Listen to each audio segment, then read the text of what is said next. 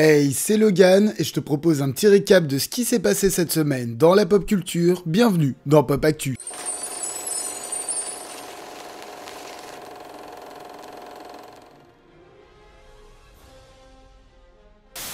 Du 24 au 27 avril s'est tenu la CinemaCon, un festival de cinéma où de gros studios annoncent de nombreux projets. Pour récapituler, lors de cette convention, nous avons eu Bad Boys 4 est officiellement en tournage, le film Kraven le Chasseur sera R-rated et sortira le 5 octobre, le Rhino fera d'ailleurs partie du film, Anyone But You a fini son tournage, le film Napoléon de Ridley Scott sortira le 23 novembre, de nouveaux posters et une bande-annonce pour deux Flash ont été diffusés, Conjuring 4 s'appellera Conjuring les derniers sacrements, une bande-annonce d'Aquaman 2 a été diffusée au festival, elle nous confirme qu'Amber Heard sera bien au casting du film en tant que Mera. De nouvelles images de Wish et une affiche ont été dévoilées. Une nouvelle bande-annonce et affiche pour A Haunting in Venice ont été diffusées. La première bande-annonce de Next Goal Wins, prochain film de Taika Waititi, a été dévoilée. Un premier logo pour Saw 10 a été diffusé. Une suite à Black Phone entre projets. Le prochain film L'Exorciste s'appellera L'Exorcist Believer. Une première image de Kung Fu Panda 4 a été diffusée. Mike Mitchell le réalisera. Fast and Furious 11 sera le dernier film de la franchise et sortira en 2025. Celui-ci s'appellera d'ailleurs Fast X Part 2.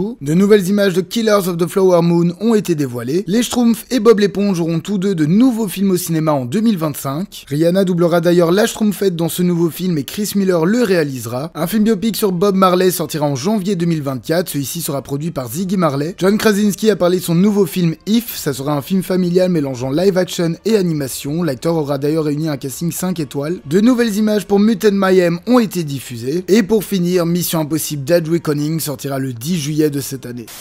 Plush est un film d'animation entré en projet en mai de l'année passée. Pour récolter des fonds pour leur projet, les investisseurs ont voulu passer par du crowdfunding, c'est-à-dire demander des dons en échange de compensation. Mais au lieu de passer par un site officiel qui protège aussi les investisseurs si le projet ne se fait pas, Plush a voulu passer par l'achat de NFT. Sur leur site, on vous propose de devenir coproducteur du film en investissant, promettant 80% des recettes au box-office du film et donc un retour sur investissement de 516% sur 2 ans. L'achat d'un NFT se fait par le biais de crypto-monnaies et coûte en moyenne 1250 €. De nombreuses célébrités et influenceurs ont fait la publicité du projet. Sur leur site, on peut donc y voir des posts publicitaires de Kev Adams, Gims, Ryan Bensetti, Bella Thorne, Dwight B, Ludovic et plein d'autres. Plus de 700 personnes ont investi, c'est-à-dire 1,5 million d'euros récoltés. Mais le film en avait besoin de 60 pour pouvoir continuer. On est bientôt 1 an après l'annonce du projet et aucun retour sur investissement n'a été fait. De nombreuses affaires sont maintenant en cours car tout le monde se rend compte que c'était une grosse arnaque. Kev Adams a été particulièrement accusé car en plus d'être influenceur, celui-ci serait en réalité proche de l'une des personnes à la tête du projet. L'acteur a donc posté un long message sur Twitter pour répondre à la polémique. Celui-ci explique avoir été contacté pour doubler un personnage et faire la promotion du projet qui lui plaisait. Il dit n'être en rien responsable de tout ce qui concerne le reste du projet et a présenté des excuses publiques. Il n'est aujourd'hui plus possible d'acheter des NFT de ce film, plusieurs personnes seraient derrière, dont notamment des actionnaires du Qatar. Le film est mort, il ne verra jamais le jour et plus de 700 personnes sont faites arnaquer.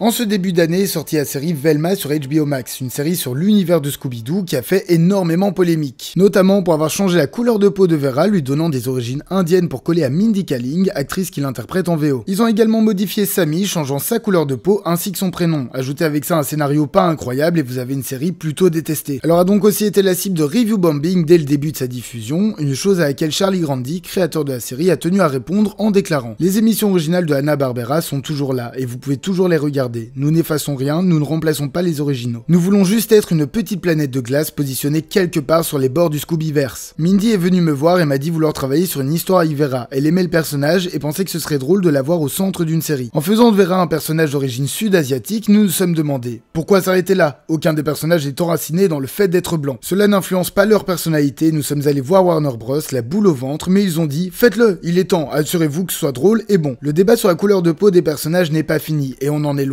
Et soyons honnêtes, mettez la couleur que vous voulez, mais faites de bons scénarios, c'est ça qui compte.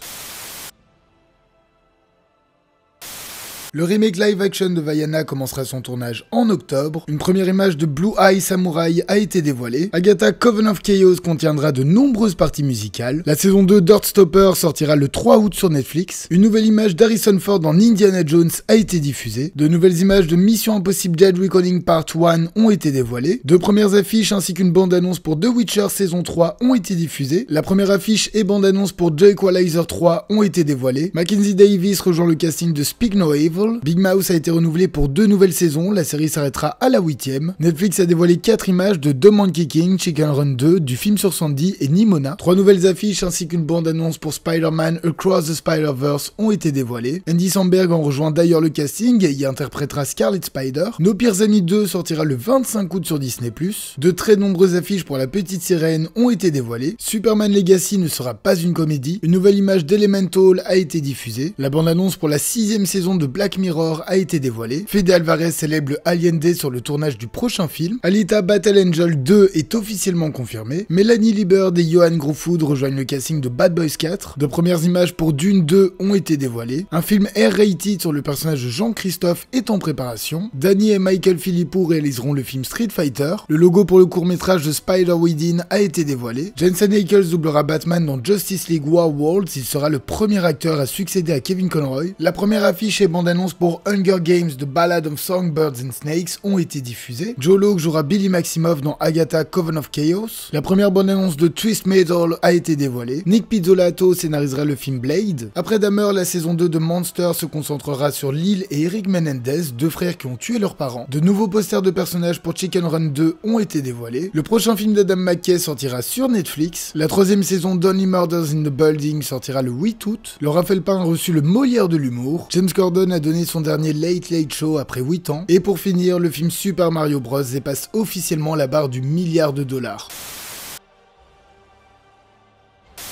Pas de grand besoin de raconter l'histoire dont on ne sait réellement que très peu de choses. Les Gardiens de la Galaxie sont de retour dans un dernier opus, les critiques sont dithyrambiques et on devrait avoir énormément d'émotions lors de ce dernier voyage. Le film réalisé par James Gunn sortira en salle ce 3 mai.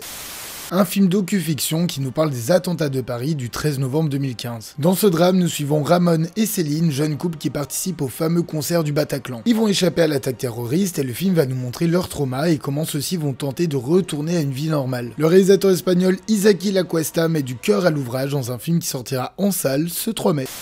Nous suivons Daniel, Joshua et Christophe, 3 amis d'enfance qui se sont perdus de vue suite à des histoires de deal et de prison. Les planètes vont s'aligner, le ciel deviendra rouge et le gang des Ronins est roi de leur cité. Ce gang voit cet événement planétaire comme une possible nouvelle ère et les 3 amis vont devoir s'unir afin d'y mettre un terme. Le film d'action de Cédric Ido sortira en salle aussi ce 3 mai. Et voilà, ce 37e épisode de Pop Actu est maintenant terminé, merci de l'avoir suivi jusqu'au bout. Une fois n'est pas coutume, n'oubliez pas de liker, commenter, partager et vous abonner, ce sont une fois de plus les plus grands soutiens pour la chaîne. Moi je vous dis à la semaine prochaine, passez une bonne soirée.